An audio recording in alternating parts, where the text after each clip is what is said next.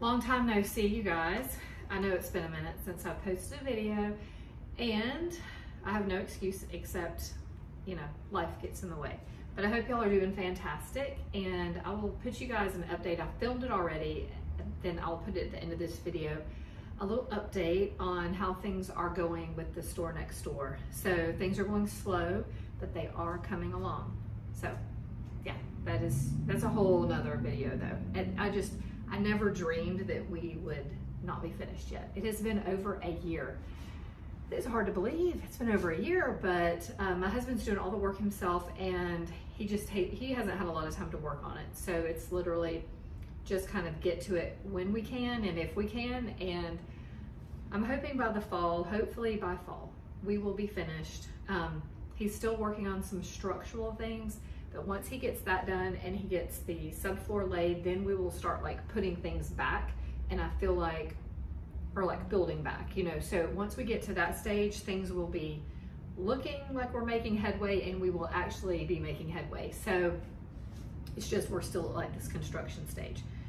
But anyway, I wanted to give you all an update on that and just kind of say hello. And we are going on vacation next week. So when I was walking in to work this morning, I was thinking about it, and I was like, I can't believe that like the first year I had my storefront, I actually just like closed the whole week we were gone. I just closed my store, and I didn't have anybody working for me, so I really didn't have an option.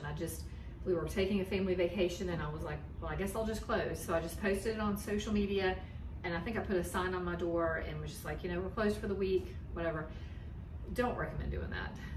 So it was just like, but I didn't really have an option. But so I started thinking, and I'm like, you know, when we run a small business, sorry, my nose is itching. When we run a small business, whether we have a storefront or not, it can be challenging when we want to take a vacation. But of course, we need a vacation every once in a while.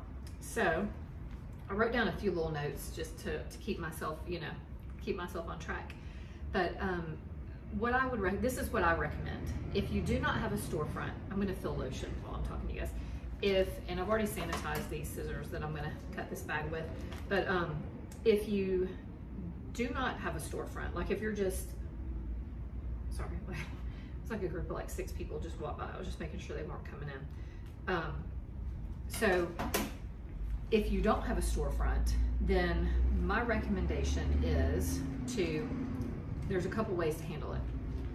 Number one, you do nothing, right? You just take your vacation, which is fine. There's absolutely nothing wrong with that. The downside to doing that is obviously missed income. And then the other downside to that is if you have customers that need or want your product while you're on vacation, that's going to be disappointing for them.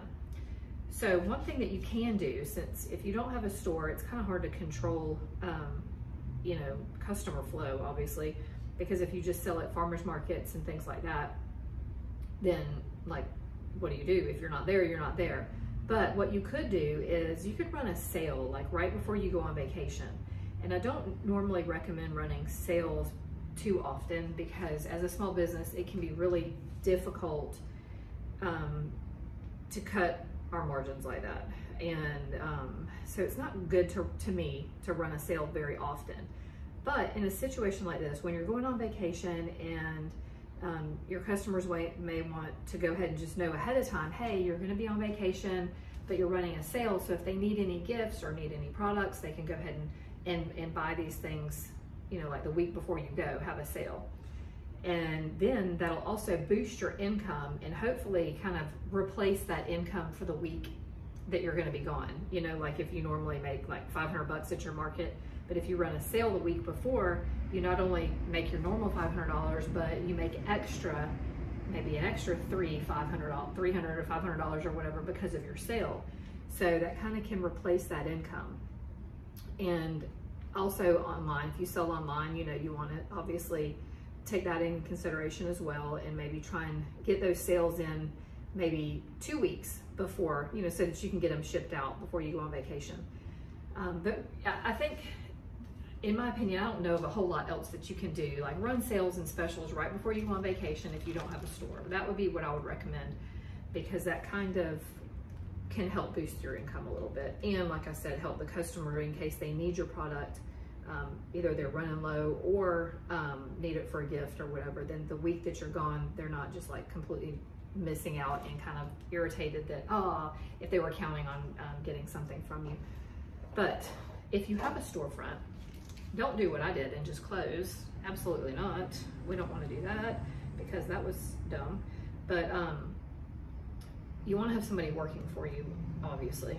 And if you don't already have somebody working for you, maybe you can try and find somebody locally, whether it's a friend, family, friend of a family, a college student, high school student, somebody that you can get to know before, if they're not already working for you. This is if they're not already, clearly, this is like if they're not working for you yet, maybe try and get somebody beforehand, you know, like the month before. Say, hey, you know, try and talk to your other small businesses and see if they have anybody they can recommend.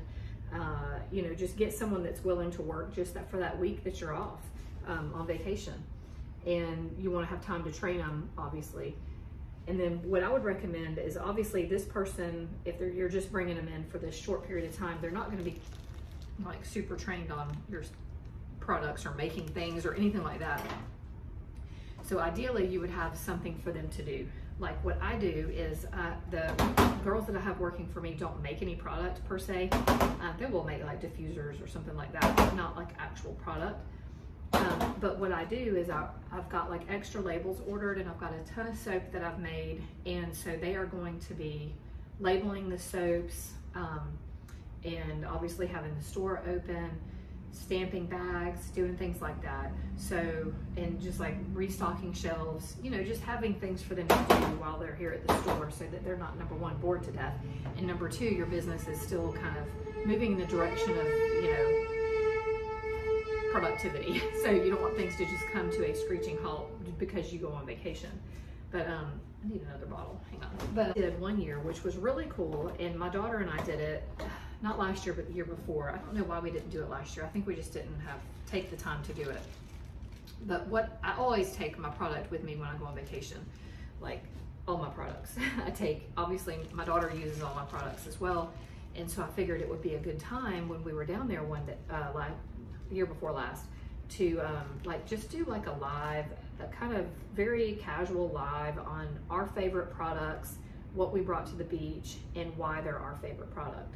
And that did so well. I feel like it got so much like response from my customers, and I think they just enjoyed listening to us talk about the product, because even though I'm here and I'll tell people all day long about my product, I think it's different when you're in a different setting. I don't know, I feel like it just kind of made it kind of special and different. And we plan on doing that again this year. So maybe doing a little different, but same concept. And I feel like it's a good idea. You know, when you're on vacation, take advantage of a new scenery for your customer. Maybe talk about your vacation, where you're at, but then also talk about the products that you bring. You know, if you make candles, do you take a candle with you for the hotel or the Airbnb or whatever? And like with our stuff, I always take, you know, my soaps, my lotions, my scrubs, and I take all that and use that while we're there. And it just kind of, you know, kind of just bringing your customer along on your vacation, I think helps for engagement while you're on vacation. And don't deny yourself a vacation, even if it's a staycation. Like, just time away, because especially with a business like ours that's like more the creative type, it can be very easy to get burned out. I know that this past year, I feel like I've been burned out, and it's hard to come up with new ideas and to have the energy to do stuff when you're slightly burned out. Oh Lord, I'm making a mess. You just don't want to be burned out. So it's important to take a vacation and recharge. 3 of y'all come into the store. The other day, a girl came in and she said that she watches me on YouTube, and she came in, and it was so nice to meet her, and her husband was with her, and he's military, and there are 2 girls, precious, and so it was really cool to talk to her. And they just moved here to Georgia, and I think our soaping community is just like full of like really cool, nice people. So I appreciate y'all that take the time to stop in and say hello. So that was really fun.